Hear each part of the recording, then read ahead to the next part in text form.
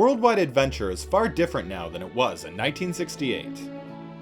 It wasn't too long ago that feats like the first solo boating trip around the globe were international spectacles watched closely by many. This leads us to today's anomaly, concerning one Donald Crowhurst. Mr. Crowhurst was a typical English family man who found himself in a difficult situation when he agreed to sail around the world alone in a custom-made vessel. So, what do we know about Donald Crowhurst? And what forced him onto such a dangerously ambitious voyage? Donald Crowhurst had a fairly regular upbringing for a British subject born in 1932. He was from the city of Ghaziabad in colonial India, though his parents were both English. His mother had wanted a daughter, so he was dressed in girls' clothing until the age of 7. Young Donald was sent to boarding school the following year. A brilliant, well-liked student, he attended Loughborough College in England through World War II. After India gained its independence from Great Britain, the rest of the family moved back to England. But their life savings were still tied up in a Pakistani sporting equipment factory, which was burnt down in the 1947 partition of India. Donald's father died of a heart attack the next year, and the family was now under crippling financial stress. Donald Crowhurst left school at the age of 16 to begin an apprenticeship in electronic engineering. After that, he became a commissioned Royal Air Force pilot. For reasons that remain unknown, he was asked to leave the force shortly after, but sensationalist reporters believe he was thrown out after being caught with a senior officer's daughter. He enlisted in the military, but was disciplined there for trying to hotwire a car on a night out. After getting out of his party phase, Mr. Crowhurst took up his studies again and met his future wife in 1957. Their first son was born the next year, and 3 more children soon followed. The family settled in the market town of Bridgewater. Mr. Crowhurst worked a handful of electronics-related jobs over the next few years, but what he really wanted was to own his own business. He had a penchant for inventing navigational devices, which complemented a growing interest in sailing. A consummate citizen, he was elected to the borough council in Bridgewater.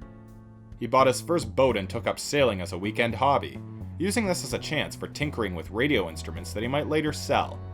His children still recall their father taking them out on the water in his small yacht, the Pot of Gold, for peaceful Sunday sails. But in 1962, a family crisis befell the young Mr. Crowhurst. His mother had become increasingly depressed in the years since her husband died. She attempted suicide by chugging a bottle of sleeping pills in front of her son, though this attempt failed and she was hospitalized. The lingering effects meant she would spend the rest of her life between nursing homes and the hospital. With that in mind, she sold her house and gave her son the capital he needed to start his long-awaited dream business, electron utilization. The company enjoyed some success in early 1965 with Mr. Crowhurst's brand of navigational gizmos and gadgets. He made acquaintance with a rich investor named Stanley Best, who helped keep electron utilization going in the early days. Mr. Crowhurst's proudest invention was the Navigator, a handheld device to be used on marine craft. But his good luck didn't last long. Business floundered, and an increasingly desperate Mr. Crowhurst needed a miracle to help electron utilization become the industry leader he dreamed of. 1967 was a great year for the sailing community. An Englishman named Francis Chichester became the first person to circumnavigate the globe alone, for which he was knighted. It was a landmark event in British history following World War II. This inspired Mr. Crowhurst, himself a budding sailor, along with countless others who sought to replicate Mr. Chichester's achievement. Many agreed that the next goal should be a non-stop trip around the globe, but there was debate as to who should attempt such a feat. The newspaper which funded Mr. Chichester, the Sunday Times, was keen about the profitability of funding the next great global sail. There were many contenders of varying skill levels, as news of the challenge reached a fever pitch in the sailing community. The paper settled on the idea of not one, but 2 competitions, both with a Golden Globe trophy, one for the first to make the solo non-stop trip, and another for the fastest person to do so. By the time the paper got around to announcing stipulations, many attempts were already ongoing. They didn't charge an entry fee, and aside from meeting the goal of a solo non-stop round trip, few rules were instituted. One point in particular stood out.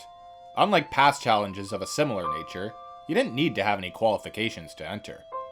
In addition to bragging rights and a shiny trophy, there was also another award offered, 5,000 British pounds. All kinds of challengers poured out of the woodwork, more enticed by the fame and fortune the voyage would bring them than the feasibility of actually succeeding. Word of the cash reward quickly reached Donald Crowhurst, who was already in preparation to make such a trip. In addition to the fame a victory would bring for electron utilization, it would provide some much-needed cash flow to stimulate the business. Mr. Crowhurst didn't see much of an option. Investor Stanley Best was becoming impatient with the failings of electron utilization and was about to pull out. But at the last minute, Mr. Crowhurst made him a compelling proposition, funding a boat which could complete the race and reaping the rewards the accomplishment would bring. Mr. Best gave him this one last chance to turn things around. At first, Mr. Crowhurst wanted to replicate the success of Sir Francis Chichester by using the same boat, but when this failed, he had a custom design built. He insisted upon a type of boat called the trimaran, which has multiple hulls allowing it to travel very fast. The catch was, contemporary designs were hardly suitable for a long voyage across oceans. Mr. Crowhurst, with his limited experience in boat building, had to make adjustments to his selected build. Mr. Best arranged for boat builders to begin construction, and rallied a team for promotion and public relations. This included a press agent named Rodney Hallworth, who began to build up Mr. Crowhurst's undertaking in the media. The team convinced the town of Teignmouth to partially fund construction on the condition that the ship set sail from its waters. This, along with Mr. Crowhurst's company, is where the boat got its name, Teignmouth Electron.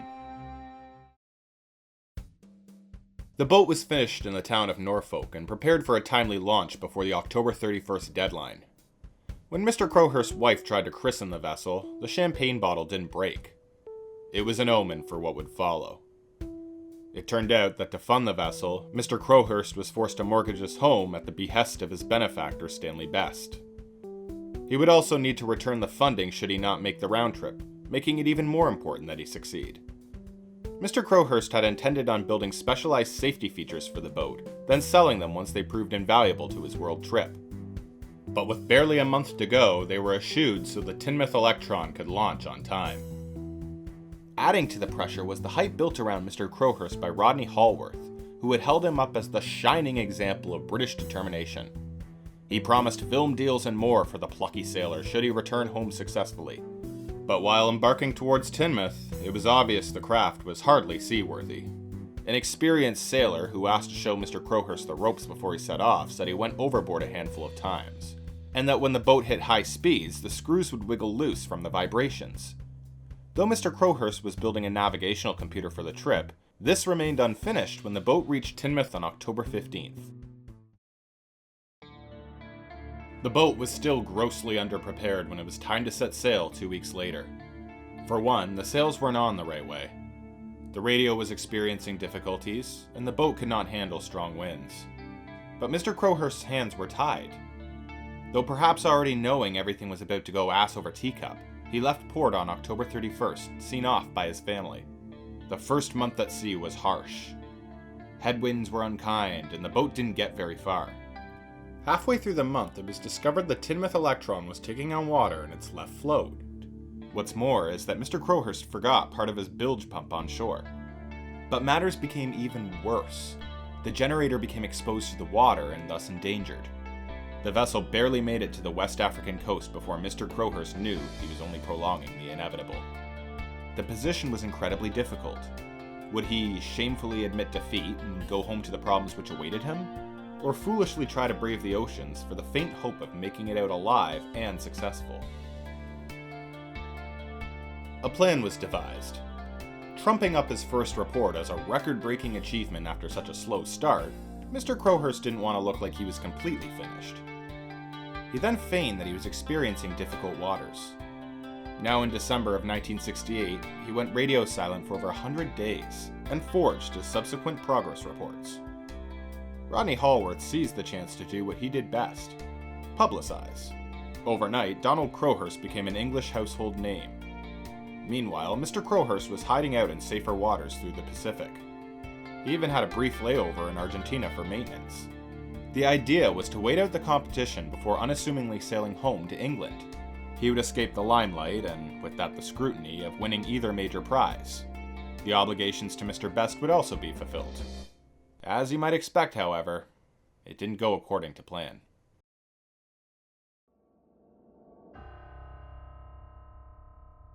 It was 1969. Mr. Crowhurst had spent time in the doldrums, reporting false anchor points across the globe.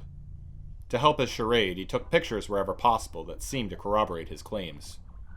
After 11 weeks, his family finally heard from him again. His children suspected something was awry when he told them not to cheer him along on an island he was supposed to pass. Though he had intended on coming in third or fourth to preserve his seafaring image upon return, he learned an unfortunate truth. Only one other boater had finished so far. The boat that was supposed to come in second had sunk.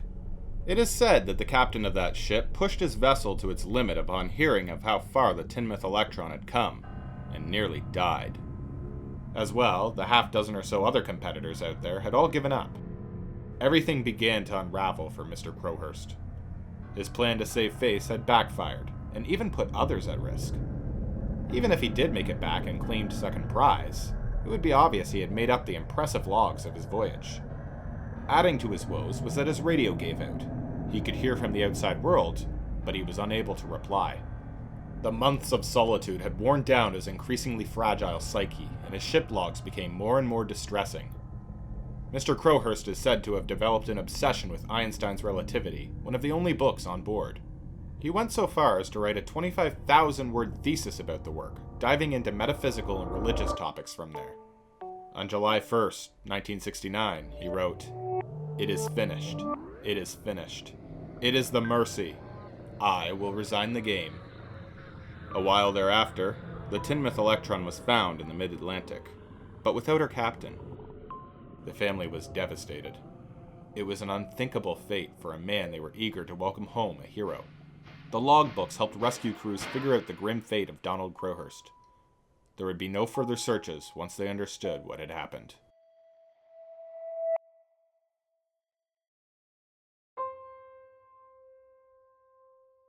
Mr. Crowhurst's widow couldn't believe he had killed himself.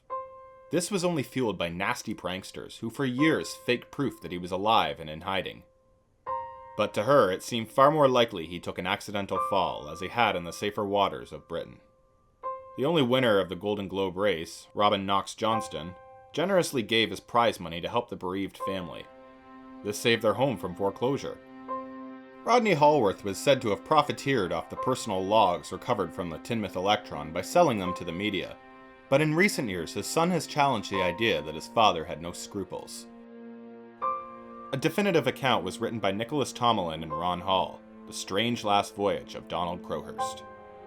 For all the wrong reasons, Donald Crowhurst's voyage was now a British legend. In the present day, Mr. Crowhurst's family keeps an unsurprisingly downbeat attitude towards their father's tragic story. His son Simon has tussled with his father's fate over the years, occasionally giving his thoughts on adaptations such as The Mercy, released in 2018. As for the Tinmouth Electron, it has found its way to Jamaica, where it passed through the hands of various wealthy owners, at one point being used as a tourist boat at a hotel. It was damaged on the way to its next home in Cayman Brac around 1983. Though it was towed by crane to shore, the crane dropped it and damaged it further. It was going to be restored to Mr. Crowhurst's original specs, but this didn't happen. Now the vessel is slowly decaying from the elements. Those who've made pilgrimage to its remote resting place have often stripped part of it as a keepsake, leaving less and less of it intact as the years have gone by. For all its absurdities, what happened to Donald Crowhurst is a classic tragic story of a regular guy getting in way over his head. Though he no doubt could have gotten away with cooking the books and retiring to a life of obscurity had things gone differently, he's still a victim of circumstances all too common to so many. His story reminds us to avoid getting swept up seeking fame in all the wrong places.